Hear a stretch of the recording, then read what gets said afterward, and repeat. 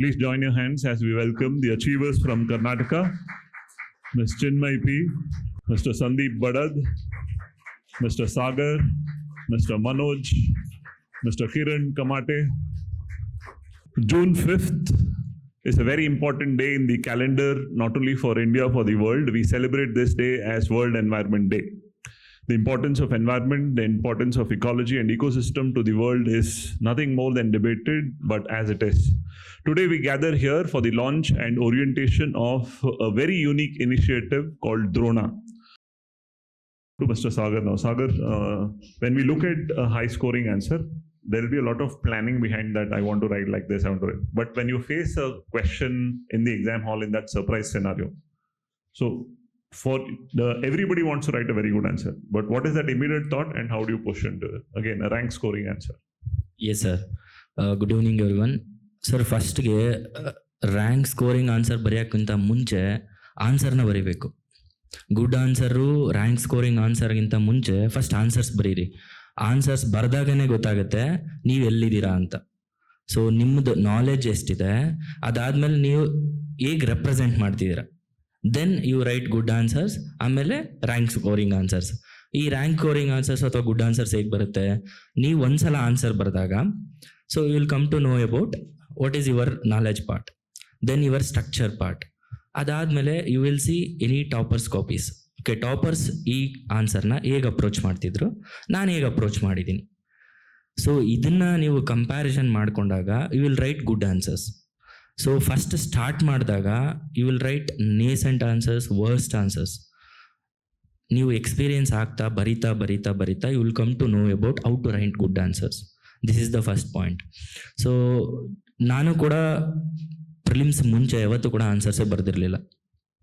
Once prelims clear ಆದಮೇಲೆ I started to right.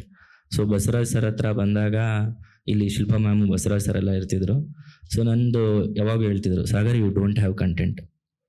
S sir, I don't have content. ನಾನು ಬರೀ ಓದಿರೋದು ಪ್ರಿಲಿಮ್ಸ್ಗೆ ಅಷ್ಟೇ. ಇಷ್ಟು ವರ್ಷದಿಂದನೂ ಪ್ರಿಲಿಮ್ಸ್ಗೆ ಓದ್ತಿದ್ದೀನಿ. ಬಟ್ ಆದರೆ ಹೇಗೆ ಬರೀಬೇಕು, ಇರೋ ಕಂಟೆಂಟಲ್ಲಿ ಹೇಗೆ ಬರೀಬೇಕು ಅನ್ನೋದು ಇಂಪಾರ್ಟೆಂಟ್. That is UPSC. ನೀವು ಬ್ಯೂರೋಕ್ರೇಟ್ ಆಗ್ತಿದ್ದೀರಾ, ಅಡ್ಮಿನಿಸ್ಟ್ರೇಟರ್ ಆಗ್ತಿದ್ದೀರಾ ಅಂತಂದರೆ ನಿಮ್ಮ ಹತ್ರ ಇರೋ ರಿಸೋರ್ಸಲ್ಲಿ, ನಿಮ್ಮ ಹತ್ರ ಇರೋ ಮೆನ್ನಲ್ಲಿ, ನಿಮ್ಮ ಹತ್ರ ಇರೋ ನಾಲೆಜಲ್ಲಿ, ನಿಮ್ಮ ಹತ್ರ ಇರೋ ಟೈಮಲ್ಲಿ you have to utilise that knowledge, resource, men and you have to act. ಆ ಟೈಮಲ್ಲಿ ಹೇಗೆ ನೀವು ನಿಮ್ಮ ಹತ್ರ ಇರೋ ನಾಲೆಜ್ನ ರೆಪ್ರೆಸೆಂಟ್ ಮಾಡ್ತೀರಾ, that is most important. That is the art of writing answers. Sir ಹೇಳ್ತಿದ್ರು ಹೇಗೆ ಬೌನ್ಸರ್ಸ್ ಬಂದರೆ ನಾವು ಯಾವ ಥರ ಅಪ್ರೋಚ್ ಮಾಡಬೇಕು ಅಂತ. ಬೌನ್ಸರ್ ಕ್ವಶನ್ ಬಂತು, ನೀವೆಲ್ಲೂ ಅದಕ್ಕೆ ಪ್ರಿಪ್ರೇಷನ್ ಮಾಡೇ ಇಲ್ಲ, you don't have points at all. But ಆದರೆ ಯು ಹ್ಯಾವ್ ಟು ರೈಟ್. ಯಾಕೆ, ಒಂದು ಕ್ವಶನ್ ಬಿಟ್ಟರು ಕೂಡ ನೀವು ಆಚೆ ಇರ್ತೀರ. ಒಂದು ಕ್ವಶನಿಂದ 3 ಮಾರ್ಕ್ಸ್ ಬಂತು ಅಂತಂದರೆ 3 marks is equal to 30 rank. 30 rank ಮುಂದಕ್ಕೆ ಹೋಗ್ತೀರಾ 3 ಮಾರ್ಕ್ಸ್ ಎಕ್ಸ್ಟ್ರಾ ಬಂದರೆ. ಸೊ ನೀವು ಆ ಟೈಮಲ್ಲಿ ಹೇಗೆ ಪ್ರಿಪೇರ್ ಅಥವಾ ಆ ಟೈಮಲ್ಲಿ ಹೇಗೆ ಅಪ್ರೋಚ್ ಮಾಡಬೇಕು, ಅದನ್ನು ಹೇಗೆ ಮಾಡಬೇಕು ಅಂತಂದರೆ ನೀವು ಥಿಂಕ್ ಮಾಡಬೇಕು. ಸೊ ವಿತಿನ್ 30 ಸೆಕೆಂಡ್ಸಲ್ಲಿ ಬ್ರೈನ್ ಸ್ಟಾರ್ಮ್ ಮಾಡಬೇಕು. ನನಗೆ ಗೊತ್ತಿರೋ ನಾಲೆಜ್ ಇಷ್ಟು ವರ್ಷದಿಂದ ಓದ್ತಾ ಬಂದಿದ್ದೀನಿ. ಸೊ ನೀವು ಮೆಟೀರಿಯಲ್ ಓದಿರ್ತೀರಾ, ನ್ಯೂಸ್ ಪೇಪರ್ ಓದಿರ್ತೀರಾ, ಅಥವಾ ಟಾಪರ್ಸ್ ಟಾಪ್ ಕೇಳಿರ್ತೀರಾ, ಟಾಪರ್ಸ್ ಕಾಪೀಸ್ ಕೂಡ ನೋಡಿರ್ತೀರ. ಇಷ್ಟನ್ನೆಲ್ಲದನ್ನು ಕೂಡ ಪ್ರೋಸೆಸ್ ಮಾಡಿ ಇದಕ್ಕೆ ನಾನು ಏನು ಬರೀಬೋದು, ಫಸ್ಟ್ ಡಿಕೋಡ್ ಮಾಡಿ ಕ್ವಶನ್ನ ಡಿಕೋಡ್ ಮಾಡಿದ್ದಾದ್ಮೇಲೆ ಅದಕ್ಕೆ ಪಾಯಿಂಟ್ಸ್ ಏನು ಬರೀಬೋದು. ಸಮ್ಟೈಮ್ಸ್ ಏನಾಗುತ್ತೆ, ಕ್ವಶನಲ್ಲಿ ಎರಡು ಪಾರ್ಟ್ ಇರುತ್ತೆ ಅಂತ ಅಂದ್ಕೊಳ್ಳಿ. ಫಸ್ಟ್ ಪಾರ್ಟ್ನ ಆನ್ಸರ್ ಬರೀತೀರಾ, ಸೆಕೆಂಡ್ ಪಾರ್ಟ್ಗೂ ಸೇಮ್ ಪಾಯಿಂಟ್ಸ್ನ ಬರೀತಿರ್ತೀರ. ಸೊ ಕ್ವಶನ್ನ ಬರೆಯೋಕ್ಕೆ ಮುಂಚೆನೇ, ಇಂಟ್ರೊಡಕ್ಷನ್ ಬರೆಯೋಕ್ಕೆ ಮುಂಚೆನೇ ಯು ಹ್ಯಾವ್ ಟು ಥಿಂಕ್, 2 ಪಾರ್ಟಾಗಿ ಡಿವೈಡ್ ಮಾಡ್ತಿದ್ದೀನಿ ಅಂತಂದರೆ ಈ ಪಾರ್ಟಲ್ಲಿ ಎಷ್ಟು ಪಾಯಿಂಟ್ಸ್ ಬರೀತೀನಿ, ನೆಕ್ಸ್ಟ್ ಪಾರ್ಟಲ್ಲಿ ಎಷ್ಟು ಪಾಯಿಂಟ್ ಬರೀತೀನಿ ಅಂತ ಒಂದು. ಇನ್ನೊಂದು ಕಿರಣ್ ಅಣ್ಣ ಮೆನ್ಷನ್ ಮಾಡ್ತಿದ್ರು ಎಕ್ಸ್ಪ್ಲಿಸಿಟ್ ಮತ್ತು ಇಂಪ್ಲಿಸಿಟ್ ಡಿಮ್ಯಾಂಡ್ ಅಂತ. ಕ್ವಶನಲ್ಲಿ ಲೈಕ್ ಫಾರ್ ಎಕ್ಸಾಂಪಲ್ ಇದು ಕಾನ್ಸ್ಟಿಟ್ಯೂಷನಲ್ ಮೊರಾಲಿಟಿ ಅಂತ ಬಂದಿತ್ತು ಅಂತ ಅಂದ್ಕೊಳ್ಳಿ. ಕಾನ್ಸ್ಟಿಟ್ಯೂಷನಲ್ ಮೊರಾಲಿಟಿನ ಜುಡಿಷಿಯರಿಯಲ್ಲಿ ಕರಪ್ಷನ್ ರಿಲೇಟೆಡ್ ಒಂದು ಕ್ವಶನ್ ಕೇಳಿದರು. ಸೊ ಅಲ್ಲಿ ನಿಮಗೆ ಕಾನ್ಸ್ಟಿಟ್ಯೂಷನಲ್ ಮೊರಾಲಿಟಿನ ಬರೀರಿ ಅಂತ ಯಾವತ್ತೂ ಹೇಳಿಲ್ಲ, but you have to right.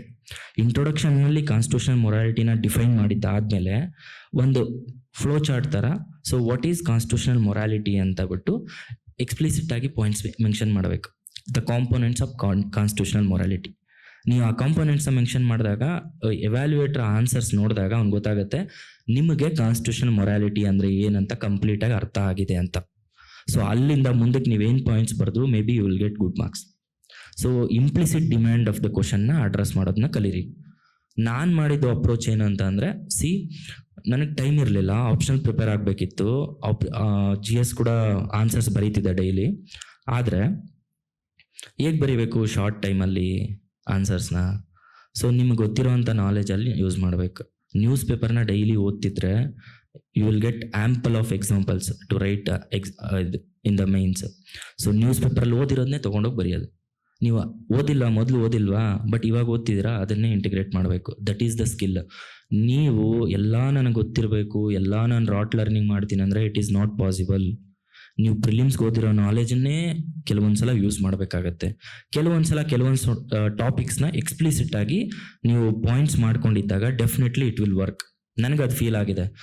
ಎಲ್ಲ ಟಾಪರ್ಸ್ ಕಂಪೇರ್ ಮಾಡ್ಕೊಂಡಾಗ ನಂದು ಮೇನ್ಸ್ ಮಾರ್ಕ್ಸು ಆಲ್ಮೋಸ್ಟ್ 752 ಯಾಕೆ ಬಂತು, ಬೇರೆಯವ್ರದ್ದೆಲ್ಲ ಯಾಕೆ ಜಾಸ್ತಿ ಇತ್ತಂದರೆ, ಮೊದಲೇ ನೋಟ್ಸ್ ಮೇಕಿಂಗ್ ಮಾಡಿರಲಿಲ್ಲ.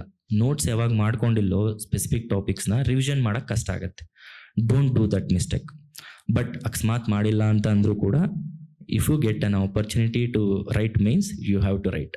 ಹೇಗೆ ಬರೀತೀರಾ ಅಂತಂದರೆ, with your prelims knowledge, with your current affairs ಅಥವಾ ನ್ಯೂಸ್ ಪೇಪರ್ ನಾಲೆಜ್, ಎಲ್ಲೆಲ್ಲಿ ಪಾಸಿಬಲ್ ಆಗುತ್ತೋ ವಿತ್ ಎಕ್ಸಾಂಪಲ್ಸ್, ಇಂಟ್ರೊಡಕ್ಷನಲ್ಲಿ, ಕನ್ಕ್ಲೂಷನಲ್ಲಿ use current affairs. Like Naxalism ಬಂತು ಅಂತಂದರೆ MHA ಸ್ಟೇಟ್ಮೆಂಟ್ ಕೊಡ್ತಿರ್ತಾರೆ, ಹೋಮ್ ಮಿನಿಸ್ಟರ್ ಸ್ಟೇಟ್ಮೆಂಟ್ ಕೊಡ್ತಿರ್ತಾರೆ, ಯಾವುದೋ ಒಂದು ಆಪರೇಷನ್ ನಡೀತಿರುತ್ತೆ ಛತ್ತೀಸ್ಗಢಲ್ಲಿ, ನೀವು ಇದು ಯಾವತ್ತೂ ಓದ್ತಿರ್ತೀರ. ನಕ್ಸಲಿಸಮ್ನ ಹೋಗಿ ನೀವು ಪಾಯಿಂಟ್ಸ್ನ ತೊಗೊಂಡು ಅಲ್ಲಿ ಬರೀಬೇಕಂತ ಇಲ್ಲ. ನ್ಯೂಸ್ ಪೇಪರ್ ಓದಿದರೆ you integrate that point into the answer. So ಈ ಥರ ಅಪ್ರೋಚ್ ಇರಲಿ. ನಾನು ಹೇಳ್ತಿರೋದು, ಅಕಸ್ಮಾತ್ ನಿಮ್ಮ ಕೈಯಲ್ಲಿ ಆ ಥರ ಬೌನ್ಸರ್ಸ್ ಬಂದು ಅದಕ್ಕೇನೂ ಗೊತ್ತಿಲ್ಲ ಅಂತಂದ್ರು ಹೇಗೆ ಬರೀಬೇಕು ಅಂತ. ಸೊ ಥಿಂಕ್ ಮಾಡಬೇಕು, ನಿಮ್ಮ ಹತ್ರ ಇರೋ ರಿಸೋರ್ಸಸ್ನ ಹೇಗೆ ಬರೀತೀರಾ. ಆ್ಯಂಡ್ ಬಿಫೋರ್ ರೈಟಿಂಗ್ ಆನ್ಸರ್ಸ್ ಒಂದು ಡಿಮ್ಯಾಂಡ್ನ ಅರ್ಥ ಮಾಡಿಕೊಂಡು ಆರ್ಗನೈಸ್ ಯುವರ್ ಥಾಟ್ಸ್. ನಿಮ್ಮ ಥಾಟ್ಸ್ನ ಆರ್ಗನೈಸ್ ಮಾಡಿಕೊಂಡು then reproduce on it paper ಮೇಲೆ. ಇಲ್ಲ ಅಂತಂದರೆ ಮಿಕ್ಸ್ ಆಗೋಗುತ್ತೆ. And the good handwriting also very important. ನೀವು ಎಷ್ಟೇ ಕಂಟೆಂಟ್ ಇರಲಿ, ನೀವು ಎಷ್ಟು ವರ್ಷನ ಓದಿರಿ, ಹೇಗಾದರೂ ಓದಿರಿ, ಬಟ್ ಮೀನ್ಸ್ ಕ್ಲಿಯರ್ ಆಗಲ್ಲ. ಸ್ಟ್ರಕ್ಚರ್ಡ್ ಆಗಿ with good hand writing legible ಆಗಿ ಕಾಣಿಸಿದೆ ಅಂತಂದರೆ ನಿಮಗೆ ಒಂದು ಬೇರೆನೇ ಇರುತ್ತೆ ಎವ್ಯಾಲ್ಯೂಯೇಟರ್ ಮೈಂಡಲ್ಲಿ. ಓಕೆ, ಚೆನ್ನಾಗಿ ಕಾಣಿಸ್ತಿದೆ ಆನ್ಸರು, ನೋಡ್ಕೊಂಡು ಹೋಗೋಣ ಅಂತ. ಅದೇ ನೀವು ವರ್ಸ್ಟಾಗಿ ಬರೆದಿದ್ದೀರಾ, ಚೆನ್ನಾಗಿ ಸ್ಟ್ರಕ್ಚರ್ಡ್ ಆಗಿಲ್ಲ, ಪಾಯಿಂಟ್ಸ್ ಇಲ್ಲ ಅಂತ ಅಂದರೆ, ನೀವು ಗುಡ್ ಕಂಟೆಂಟ್ ಬರೆದಿದ್ರು ಕೂಡ ನಿಮ್ಗೆ ಒಳ್ಳೆ ಮಾರ್ಕ್ಸ್ ಸಿಗಲ್ಲ. ಸೊ ನಾನು ಇದನ್ನು ಮಾಡಿದ್ದೀನಿ. ಸೊ ಚೆನ್ನಾಗಿ ಆನ್ಸರ್ಸ್ನ ಗೊತ್ತಿರೋ ಲಿಮಿಟೆಡ್ ನಾಲೆಜಲ್ಲಿ ಚೆನ್ನಾಗಿ ಸ್ಟ್ರಕ್ಚರ್ಡ್ ಆಗಿ ಬರೆದಾಗ you will get more marks and chances ಜಾಸ್ತಿ ಇರುತ್ತೆ ಕ್ಲಿಯರ್ ಆಗೋದು. ಆ್ಯಂಡ್ 1 ಮಾರ್ಕ್ಸು ಮೇನ್ಸಲ್ಲಿ ಯಾಕೆ ಇಂಪಾರ್ಟೆಂಟ್ ಅನ್ನೋದು, 1 marks is equal to 10 rank. So ನಂದು ಇವತ್ತು 30 ಮಾರ್ಕ್ಸ್ ಬಂದಿದ್ರೆ 300 ರ್ಯಾಂಕ್ ಮುಂದೆ ಹೋಗ್ತಿತ್ತು. ಸೊ ಇದನ್ನು ಥಿಂಕ್ ಮಾಡಿ. ಯಾರ್ಯಾರು ಪ್ರಾಕ್ಟೀಸ್ ಮಾಡಿಲ್ವೋ, start writing answers. Start with PYQs. ಸೊ PYQsನ ಆಯಿತಾ, next you clear prelims, then join to any test series, write answers. So day by day ನೀವು ಇಂಪ್ರೂವ್ ಮಾಡ್ಕೋತಾ ಹೋಗ್ಬೇಕು. So this is my approach. Thank you.